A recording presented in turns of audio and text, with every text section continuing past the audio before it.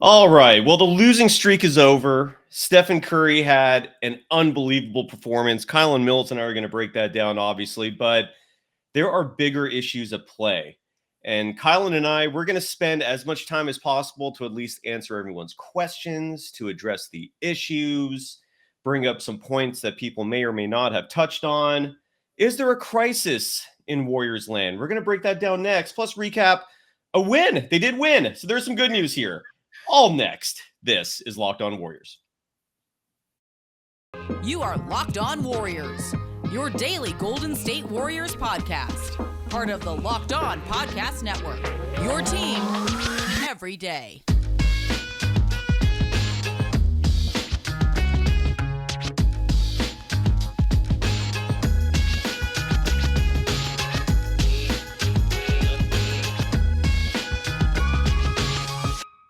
Thank you for making Locked On Warriors your first listen every day. We're free and available wherever you get podcasts. Today's episode is brought to you by SweatBlock. That's a new sponsor, at least to me. If you or someone you love is experiencing embarrassing sweat or odor, and I think we all can relate there, try SweatBlock. Save 20% with promo code LOCKEDON at sweatblock.com.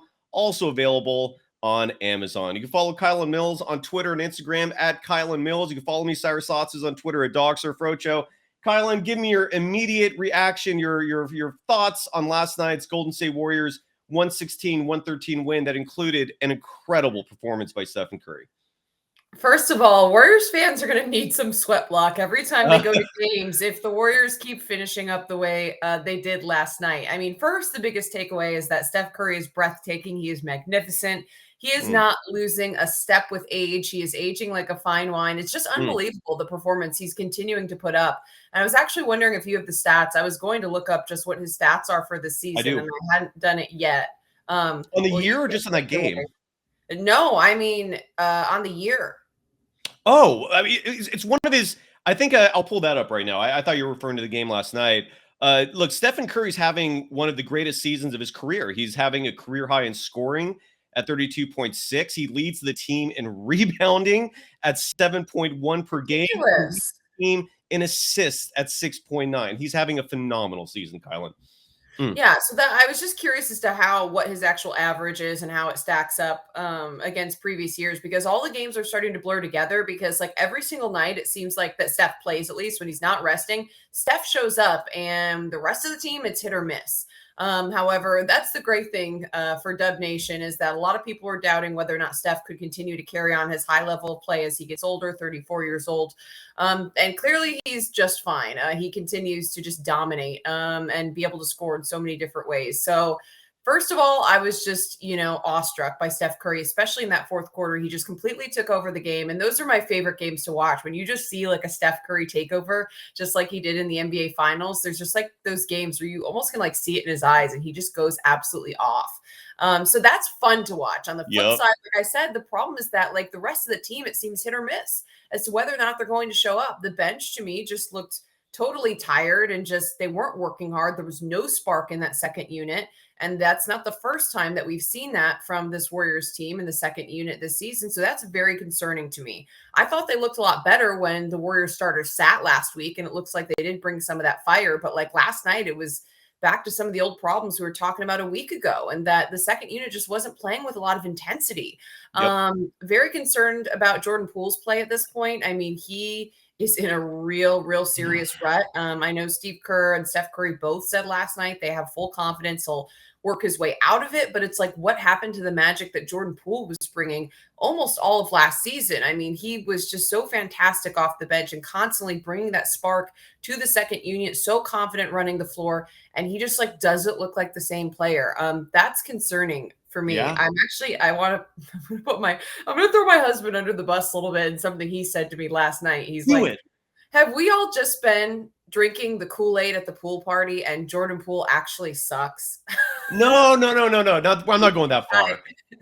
So I agree. I was like, I think it's a little far to say Jordan Poole actually sucks, but it is concerning. Like, what is it going to take for him to get out of this rut that he's in? And there are a lot of fans who are speculating that potentially the deal he signed, did the Draymond situation play into it? Like, what are the factors that have led to him playing poorly as of late, and how does he work his way out of this? I know Steph Curry, one thing that was encouraging, Curry said after last night's game, is that he's been having a lot of conversations with Jordan Poole, and that Steph Curry isn't dissimilar, and that in his career, he's also gone through some highs and lows, and he's certainly had moments where he's not shooting well, where he's completely off, and he has to dig his way out of ruts. And I think especially when you're a three-point shooter like Steph is, and Jordan Poole is also developing into really being a strong three-point shooter, just like Steph Curry, that there's going to be times where shots aren't falling. And when that happens, how do you find other ways to score? And you really still have to maintain the same level of confidence as Curry described it last night, that you're that guy. Keep playing like you're that guy. Mm-hmm. Whether it be creating mid-range shots, driving to the hoop, whatever, and still finding ways to score. And I feel like it seems like Jordan Poole's confidence is shaken, and that's resulting in just a lack of aggression. So I'm hoping he can work his way out of this slump that he appears to be in. And then, I don't know, I tweeted this out, that I was a little bit perplexed by some of the rotations in the second half, just that Anthony Lamb seemed to be taking all of Jonathan Kuminga's minutes. I know the first half was rough, and the second unit was generally rough all around. But, I don't know. I still would like to see those minutes go to Jonathan Kuminga and Moses Moody over Anthony Lamb and Ty Jerome. I mean, those are still your first rounders. They're guys that Steve Kerr has talked about desperately need development this season. They're supposed to be the future of this organization. And I don't know, it's possible that maybe he was just trying to teach them a lesson. I know after the game, Steve Kerr was asked flat out about playing Anthony Lamb over Jonathan Kuminga, and Steve Kerr just said, we felt like the game called for it. We have a lot of trust in Anthony Lamb. He's a guy with a lot of experience, more experience than Kuminga. And we just felt like at that moment, the game called for it. But I don't know. I still feel like, as we've talked about, give Kuminga more time to work through some of these mistakes. And I still would have liked to see him and Moses Moody get some run in the second half. So I don't know. I didn't love the rotations yesterday. I think maybe it was in the third quarter at one point, there was a Ty Jerome, Jordan Poole, Anthony Lamb. And it just it didn't look good. It didn't seem like it was flowing. But thankfully Steph saved the day in the fourth quarter. He literally saved the day. Excuse me. In just a moment, I thought today's show would be a good day to invoke the time machine and go back to a year ago when the Warriors started the season 18-2. Because a lot of questions that are posed to me are, how are they going to find the minutes for Kuminga? How are they going to find the minutes for Wiseman? Where are those minutes going to come from? I decided to look back a year and look back at the minutes distribution for the Warriors and what they were doing exactly. You're absolutely right. First of all, Jordan Poole is playing I can't curse on this show. Feces. It's crap, pure crap. He's playing horribly. When you compare last year to this year, for example, Jordan Poole this year is averaging 15.2 points per game.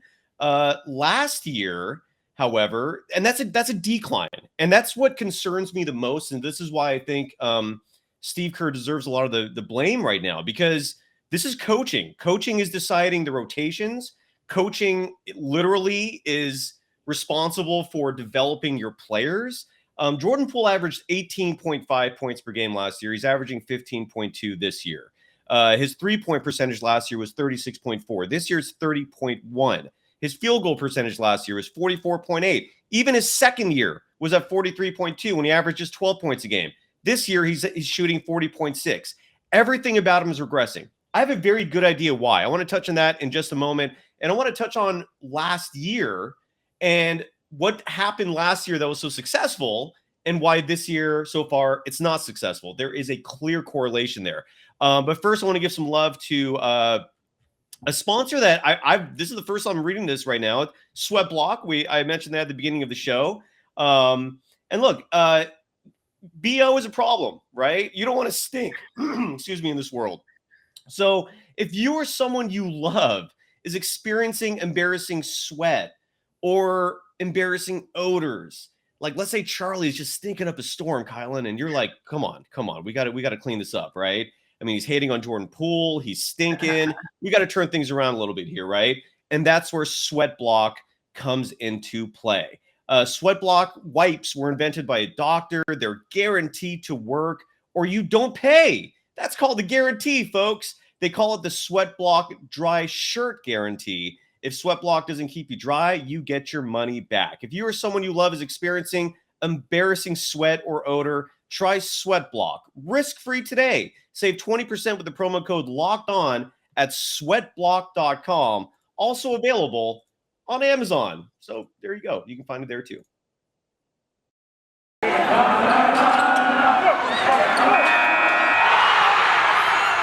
You are Locked On Warriors, your daily Golden State Warriors podcast. Part of the Locked On Podcast Network, your team every day.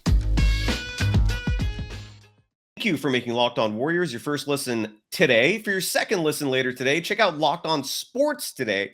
From the games that matter the most to the biggest stories in sports, go beyond the scoreboard and behind the scenes with local experts and insights only Locked On can provide. Locked On Sports today, available on this app, YouTube, and wherever you get your podcasts. You can follow Kylen Mills on Twitter and Instagram at Kylen Mills. So here is what I see the issue being. All right, I'm gonna run down the minutes. So let's say last year, again, the Warriors started off the season 18-2. At this point a year ago, they were 10-1. Let's go in the time machine and go back to when the Warriors beat the Bulls last year, 119-93 at home. Draymond Green played 28 minutes. Wiggins played 29 minutes. Looney played 20 minutes. Steph played 34, right? As opposed to last night when he played, 40? I believe, no, 38. I'm sorry. So the starters are getting way more minutes than they normally were, right?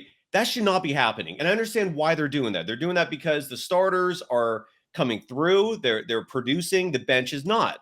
The bench last year, though, had Nemanja Bjelica, who, in case people forget, and a lot of people have very short memories, in October, November, December, he was actually playing lights out. He played 16 minutes in that. Jonathan Kuminga, who we don't even see now, who last night played 9 minutes in Game 12 of the season last year, played 16 minutes. Last night he played 9. He's had, 5 DNPs this year? Iguodala played 18 minutes. People forget Iguodala had a strong start last year. Otto Porter Jr., who, damn, if the Warriors are missing someone right now, I think it's him. Otto Porter Jr. played 15 minutes.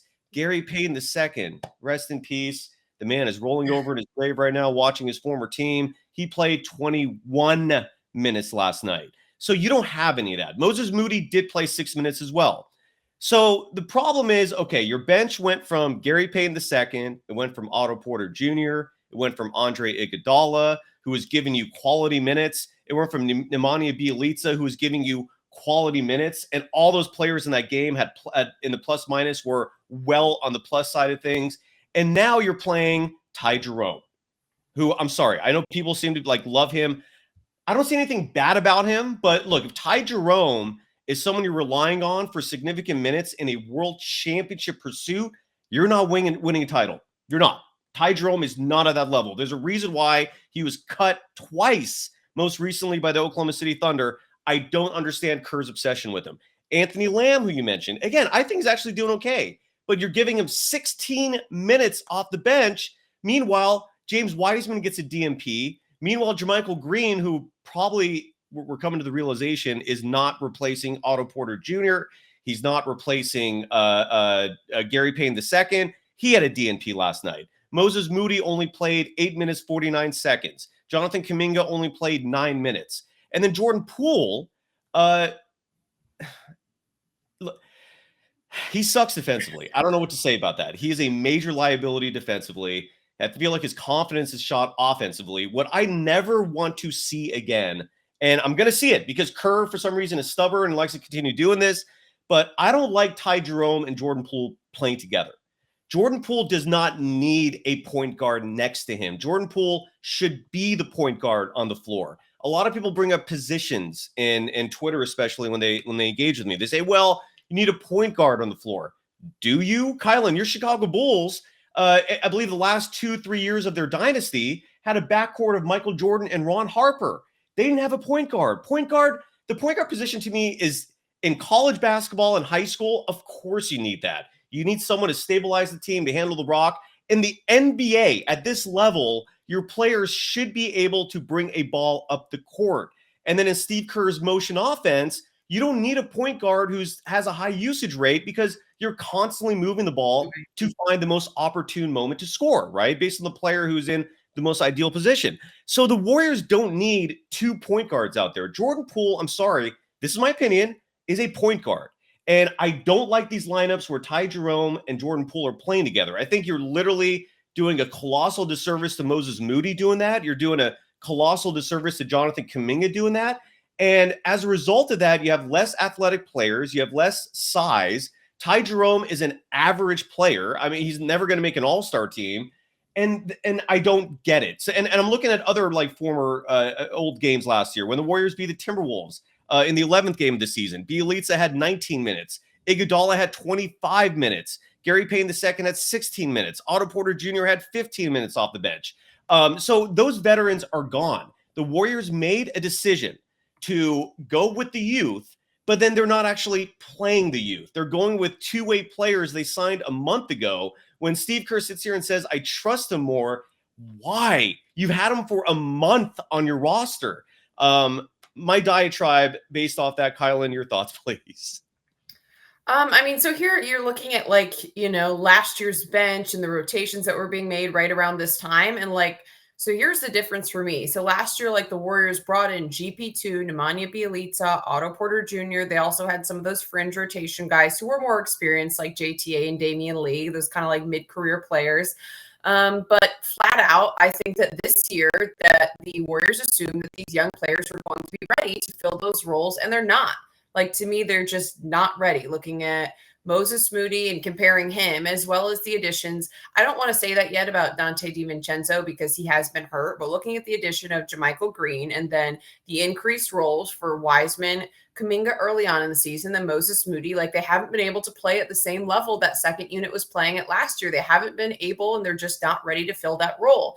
However, is it possible they could still get there by the end of the season? I personally think so. That will just require them playing through a lot of growing pains, which I think is what we're seeing right now. However, I know like Steve Kerr and Curry, a couple of people have said, well, it's just going to take some time for the second unit to get chemistry and all this other stuff. Like, I don't even know if it's like the chemistry or the right combinations. I just feel like the young players still just aren't quite there. Like there's still like a certain level of growth that needs to happen for them to be able to be ready to really play in the rotation and the system and to be contributors on a consistent basis. That is, we've seen like flashes of it in moments, but I just don't think they're there yet. And compared to the depth the Warriors had last year, I just don't think the second unit is there at all this season. Someone tweeted at me last night when I just kind of made a tweet curious about people's thoughts following, yes, the win last night that snapped a losing streak, the 5-game losing streak, but you beat the Kings by 1 point, and I know the Warriors felt great. They desperately needed that win, but still, I'm like, are you still frustrated or are you encouraged? And someone tweeted at me, I'm scared because Anthony Lamb is our 8th best player, and I truly believe that, which was kind of a funny comment to me, but I was like, I don't know that that's wrong. And I'm not saying that from a pure talent standpoint. I'm just saying based on the way the current young players are playing right now in the system, in rotations that they're being put in the games in. It just does not look good. It's not flowing well. And I flat out just think they're not quite ready. Moses Moody to me has looked the most ready out of the 3 young players. But there's clearly still a lot of room for growth compared to last year. You have players who had so much experience. When you're talking about Andre Iguodala being a significant contributor to that second unit early on in the season, like you said, like he went through a really strong stretch early in the season before he got brought down more midseason by some of those injuries he was dealing with. But you had Andre Iguodala coming in that second unit, and he's just such a smart player, and he knows the Warriors system. And then I feel like Otto Porter Jr. and Nemanja Bjelica, they fit in seamlessly. And then Gary Payton II, while he still was battling for his first necessarily NBA contract, he's had tons of experience in the G League and playing on 10 days and playing in the NBA. And now we're talking about 19 and 20-year-olds trying to take on those roles. So to me, I just feel like there's a lot more development that needs to happen. And the Warriors were really counting on James Wiseman, Jonathan Kuminga, and Moses Moody stepping up to fill the voids of all of those veterans who left. And, flat out, they're just still young and they're going to make mistakes. There's going to be growing pains. My question is just, will the Warriors figure it out by the end of the season? Because it still is very early. And I think there's plenty of reason to be concerned right now, but there is still plenty of time as well to right the ship. However, what will that mean? What will that look like? I mean, I just think that Steve Kerr is talking about trust. He's just talking about players who have more experience than 19 and 20-year-olds, and the two-ways are all he has. I mean, there is no deeper on the bench. If you're trying to look past Wiseman, Kuminga, and Moody, you don't have any other options aside from the two-way players. And so that may be a fault of the roster construction this year. Well, let me just throw this back because this is where like Kerr, I love him. Look, he's won 4 titles. I don't think he's immune to criticism in the same way that Greg Popovich is not immune. I always look back to Popovich in the 2013 NBA Finals when he pulled Tim Duncan at the end of that game, the Ray Allen shot. And if Duncan had been in there, they would have grabbed the rebound, series over. They win a title. That was a blatant mistake by Greg Popovich. No one is immune to criticism. Bill Belichick in football, 6 Super Bowl titles. Many consider him the greatest coach ever. I disagree. I think Bill Walsh is. But, even he's not immune because the moment Tom Brady left, he won another Super Bowl without him and proved, look, the player on the court is the one that actually won the championship. I'm not sold on Kerr in the sense of just having blind faith in him until he proves it without Steph, because Steph undoubtedly is one of the greatest players in NBA history. Think about his legacy if he wins a 5th title this year, right? You're now looking at him on Mount Rushmore. It's no longer top 10. It's now the Rushmore of all-time greats. And Steve Kerr is lucky enough to have that as a player, all right? And so I love Kerr. I'm not going to call for his head at all because when you look at all the NBA coaches available and who are out there, he's the best option, clearly. But he's not immune to criticism. I criticized him routinely last year because while Gary Payne II eventually made the team after they waived him before the season started, he never got the minutes I thought he deserved. He was routinely getting the short end of the stick when it comes to minutes. Kerr routinely, in my opinion, makes a lot of mistakes with his rotations. I want to look back to last year, for example, when the Warriors played the Milwaukee Bucks at home. This was a huge game. It was Saturday night, a national televised audience. This was in mid-March. The Warriors did not even have Draymond Green in this game. Jonathan Kuminga in that game played 28 minutes, had 14 points and 11 rebounds. Okay? Jonathan Kuminga now gets 9 minutes in the first half, and then we never see him again. Jonathan Kuminga has like 5 DNPs. Last night, James Wiseman has a DNP. My frustration stems from the fact that the Warriors made a conscious decision to not pursue veterans for their bench. They let Gary Payne II go. They could have had him. They could have re-signed him. They let him go. They let Otto Porter Jr. go. That one made a little more sense just because he's not durable and the Raptors were offering him a lot of money. I get that. But still, you decided not to replace him, or you did try to replace him with JaMychal Green. My point is you made a conscious decision, and when I say you, I mean the Warriors, to go with a bench of young players. I mean, they literally made the choice of relying on Moody, who I think needs way more minutes, Kuminga, and Wiseman. And for some reason, Kerr, who is very influential in these decisions, these personnel decisions, who literally decided we're going to be fine without Gary Payne II, we're going to be fine without Otto Porter Jr., is now deciding to not play these guys. And I see a lot of comments like these from David Brandon, for example, who writes, both Wiseman and Kuminga so far have been cowards to the way the team needs to play. What do you base that on? We barely see them play at all. You are not watching their practices. So unless something is going on in practice, which no one is communicating, you're just making that as an assumption. We don't really know.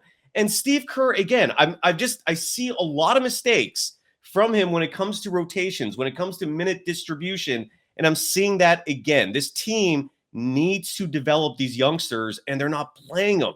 And it's driving me up the wall. It really is. Okay, so real quick.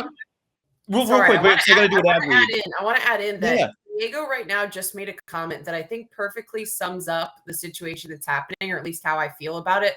Diego said, we need to win, but can't if we play the young guys. The young guys need to play, but can't if they keep losing us games. The two goals are at odds with each other at this point. And I don't think that's necessarily wrong, because I think we're very clearly seeing the young players struggle and go through some of the growing pains. And I think that's why Steve Kerr is turning to potentially two-way players, because he's trying to find out a recipe to get the team to win, because they can't just keep losing 5 straight, 6 straight, 7 straight. There was a sense of desperation going into last night's game. However, on the flip side, On the flip side, I totally agree with what Diego's saying, and that he still has to find a way to get those young players minutes, even if they are struggling, because they need the opportunity to work through those growing pains. They need the opportunity to grow, especially if the Warriors want and need them to be ready come the postseason, because that's ultimately the goal, right? Like, this is all the preseason for the Warriors leading up to the postseason. And like, at the end of the day, when it comes down to the highest level of competition, Ty Jerome and Anthony Lamb aren't going to cut it. If they're your seventh and eighth person off the bench and you're trying to make an NBA Finals run, whereas, like, you see the raw talent in Jonathan Kuminga and James Wiseman and Moses Moody as well, but those two especially have a lot of physical gifts and athletic talent. It's just a matter of it needing to be refined. And Kuminga got minutes in last year's postseason, and I thought he did well when he did. And also Moses Moody did as well. When he kind of got plugged in, there were a couple different like situational minutes that he got that he did well. But if we want them to get there to be significant, contributors and factors in the postseason, they have to be able to play minutes and to play through the growing pains.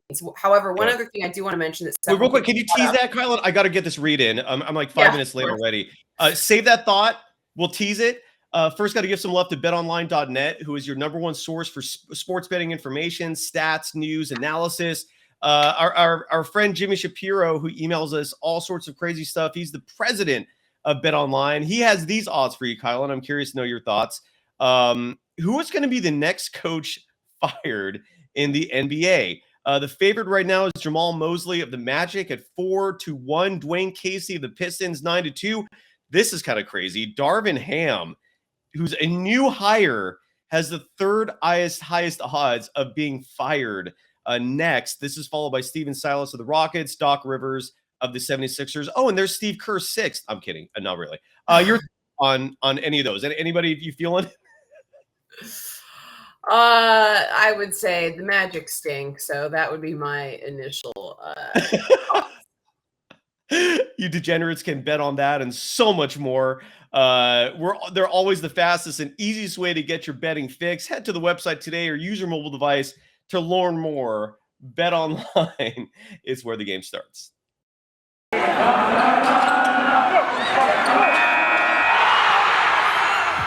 are Locked On Warriors, your daily Golden State Warriors podcast. Part of the Locked On Podcast Network, your team every day.